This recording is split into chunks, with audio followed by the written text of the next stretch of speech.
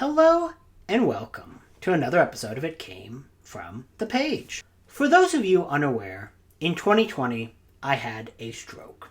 And the result of the stroke is that I am now permanently disabled on my right hand side and I deal with daily intense brain fog. This had led me unable to return to work and I now walk everywhere with a cane. Another important factor that life in Canada is difficult under disability. The amount you make off of disability is incredibly low. I am somewhat lucky in the fact that I actually make about double the amount that typical people make on disability due to my work's insurance policy. Unfortunately, there was no inflation tacked on to that insurance policy. So in a few years, with the way that inflation is going, I will end up making the same amount that everyone else does on disability.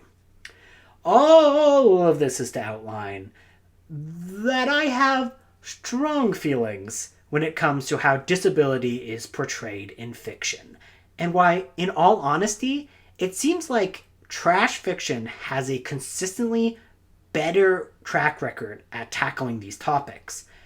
I think for the mere factor is that disabled characters in trashier fiction are allowed to be just that, characters, whereas a lot of characters in more heady fiction, literary fiction, movies that are trying to get at deeper meanings, they use a lot of shorthand to be disabled people as metaphors or to further expand upon someone else's story, not their own. Now, when I say trashy media, to clarify, I am not talking about works that I view as lesser. I am talking about works that are in the literary realm overall are normally viewed as lesser works. For further clarification is that these are going to be topics that I find meaningful or important, and due to them being my own experiences, I am certain you can come up with either counterexamples, which I would love to hear. I would love to hear if you know about art that really captures the life of a disabled person well. I would very much enjoy reading that. So I'm glad to foster that discussion. But that's not really the point of the video. So, feel free to recommend them. I'm not saying that this is a hard and fast rule. I am saying things that I relate to and things that I have read. So obviously I haven't read everything. Obviously I haven't watched everything. These are only my opinions in my specific worldview. And to further expand upon that, the fact that it is my experiences means that you cannot treat this as a universal, right? There are going to be people who are disabled who have the complete opposite feelings as me, and that's completely valid. And I am in no way trying to invalidate anyone else's opinions on works of art. We are only talking about my specific opinions. Now, let's just get into it. Last month, I dived into two books that are kind of on opposite sides of the spectrum in terms of respectability, or at the very least what they were trying to obtain through reading the works. I've gone to see The Riverman, an extreme horror novel that really seems to be trying to take a stab at being a more literary work, and the Ravener trilogy, a trilogy taking place in the Warhammer 40k universe. Now, Ravener did not break any new grounds in terms of representation, but it utilized a long-held pulp tradition that I've always enjoyed. That is the idea of a disabled person who has some form of psychic powers. The most famous example of this being Professor X from the X-Men. This is not an overly deep idea. It represents the idea that you still have your mind even though you don't have use of full mobility. For me, I like this as a conceptual idea versus being something I can actually relate to. The heavy brain fog makes me very much unable to use all aspects of my brain power. And obviously I don't have psychic abilities, but I digress. This relatively simple idea allows the writer to utilize the concept but still make disabled characters, well, a character. The idea of Gideon Ravener is not new, so Dan Abnett, the writer of the trilogy, takes the idea and makes it into a character.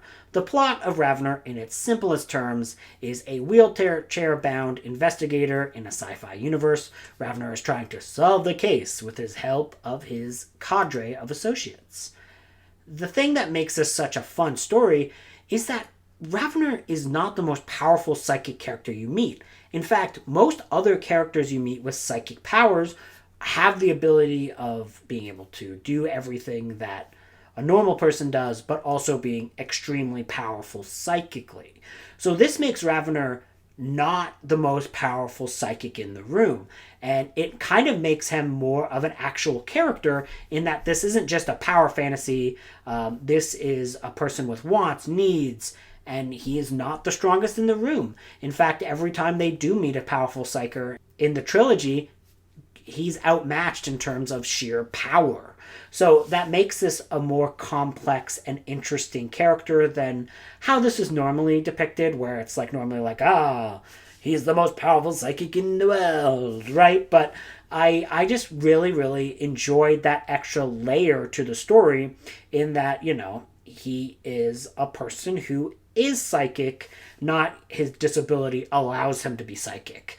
And that's something that can only really happen in a world like this where it's almost commonplace. Like, it's rare, but it happens enough where you will encounter other characters with psychic abilities who have full range of their own mobility. This is something that I think is really lacking in the other work we're going to talk about here, Gone to See the Riverman. That is a book that, in my opinion, and how I feel reading that, utilizes a disabled character as a prop until she is psychically changed from a supernatural force. Gone to See the Riverman is about a pair of sisters who go into the woods to meet the mysterious Riverman at the request of an imprisoned serial killer. The character of Abby, who is the disabled character in the story, is constantly belittled by her sister and treated like a burden. Now, this is used to further expand on why her sister, Lori, is a truly despicable human being. The problem with this are complicated and varied. For one, disabled people are treated like a burden and have to tackle this feeling constantly. This is not a thought process that is endemic to characters we want to label as despicable. It's interweaved in the very society we live in. In the modern era, the obsession with productivity makes even non-disabled people feel constantly inferior because they aren't as productive as someone else. There is no nuance to this. It's just a number that we are all constantly measuring ourselves by. And this is something that disabled people deal with in droves. It's a feeling that we are constantly tackling and constantly getting over because this is the society that we live in. This is not just a character who is gross and evil. It's the society we all live in and benefit from, on its whole, treats disabled people very poorly. In Canada, for example, we have had a recent deluge of disabled people seeking medical assistance in death due to the extreme poverty they are forced to live in. The mistreatment of the disabled as a burden is a societal problem, and putting the ideas directly into creating a disreputable character undermines the sheer universality of this mindset. The second issue, and one that I always hate, one that makes me just want to throw a TV or throw a book through a window whenever I see it, is using supernatural powers to overcome disability. This is something that will show up in highly praised art like Midnight Mass, and it will even appear in art that is just for the masses, like superhero films. This is always a lazy and terrible and stupid trope. The most important part to me about being disabled is the idea of acceptance. Shitty storytelling devices try to make it appear like the only way a disabled person can achieve emotional catharsis is through a supernatural ability removing their disability. Abby does not get to be a fully fledged character, and it doesn't seem like the author has ever actually talked to somebody with the specific brain damage that Abby is portrayed to live in. Furthermore, the use of mobility devices and a mobility assistance in that book is to me just completely ridiculous and not realistic towards any extent. The amount of rain covered mud that Abby supposedly travels through is just very ridiculous and not realistic at all, in my opinion. There is the idea that some people have argued, oh, she was possessed early on. Well, if that's true, then hey, that goes back to point number 2. I hate that trope. It's lazy. It's bad storytelling. We're not burdens. We're not a metaphor for your past sins. We're not a metaphor for our own past sins. Disabled people are just people. That's the core of the point that I'm trying to make. My favorite book of all time, and the one that has given me the most emotional catharsis in terms of dealing with life post-disability, is Alien: The Cold Forge. No, really, it's a movie tie-in book for the Alien franchise. First off, I've never really understood the writing off of movie tie-in books that seems to inundate BookTube. I just view it as a sequel to a work, but in a different medium. That can be good, that can be bad. It's just a sequel in a different medium. This recently happened with Michael Mann's Heat 2, where last year it came out in book form, and a lot of people really liked that book. So I think that is one of the most famous examples of this, and the most easily accessible examples of movie tie-ins just being sequels to movie books in a different format, and looking down upon them is not too logical in my opinion. Regardless, we're not arguing about that currently. The Cold Forge is a book written by a non-binary author, Alex White. They have talked to people with disabilities and they have done their homework. And they use their research to create deep, emotionally layered characters. The main character of the book is Blue Marsalis. Blue has been diagnosed with the fictional Bishara syndrome and has been left wheelchair-bound. They are not only wheelchair-bound, they require medical devices to survive. And those devices are owned by the company that they work for. Her survival is fully dependent on whether or not she can continue to be productive, which is one of the most relatable things of all time.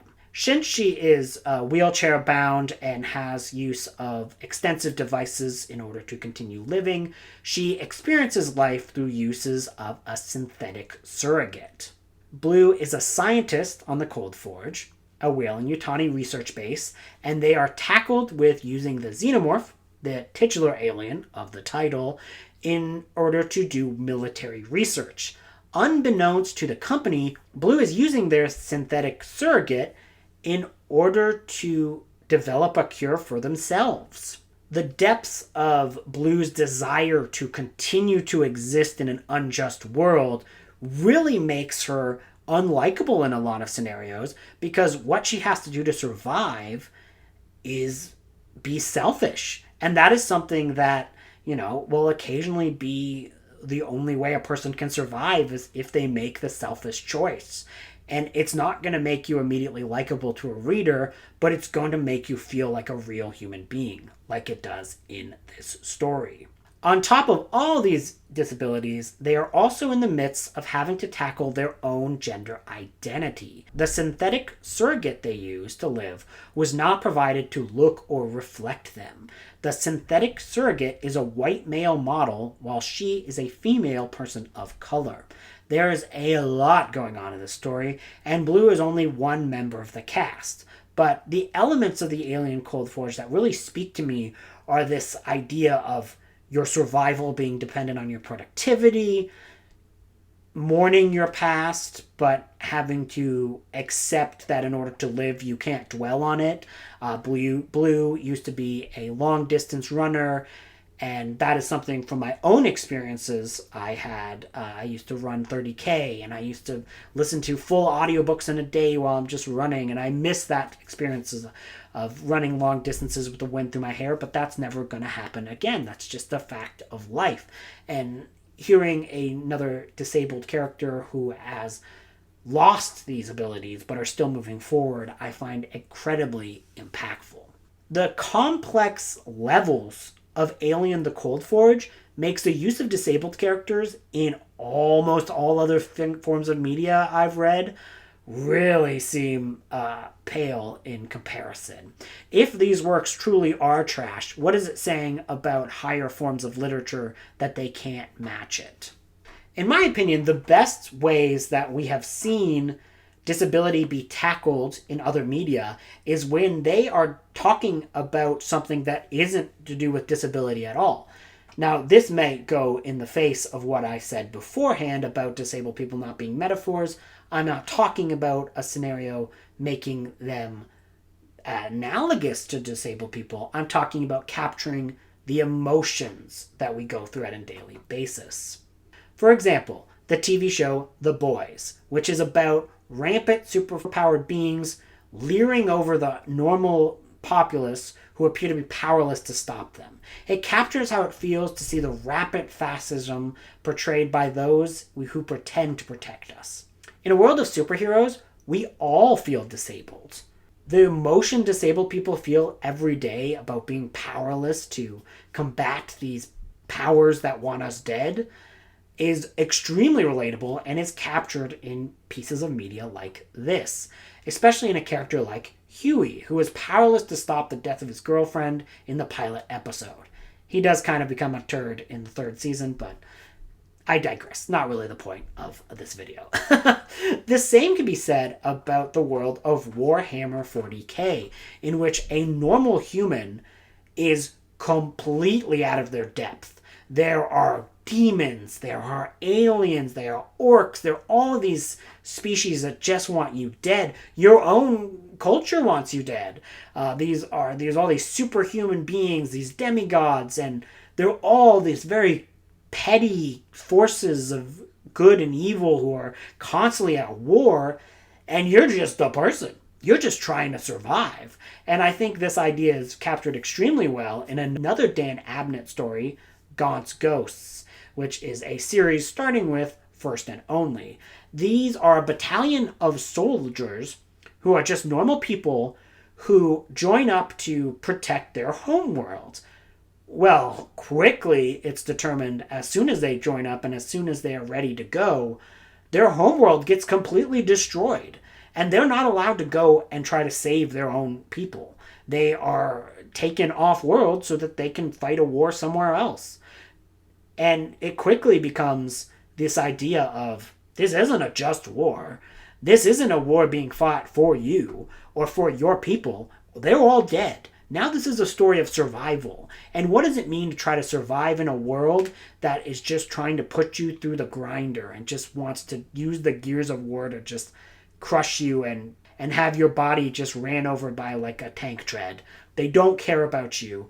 And that's the kind of stories that I find the most relatable recently from a set of writers who, as far as I know, are not disabled, or at the very least are not talking about disability in a lot of their works. So I would love to get some opinions on this. This is actually my second time recording this video. I hope you guys enjoyed this. This is a video that was kind of hard to make, kind of long in the making, is more scripted than I normally do. If you like that style of content, please let me know. Leave a comment, let me know. And yeah, just kind of create a discussion. I would love to hear what you guys say. Thank you guys, and have a great day. Goodbye.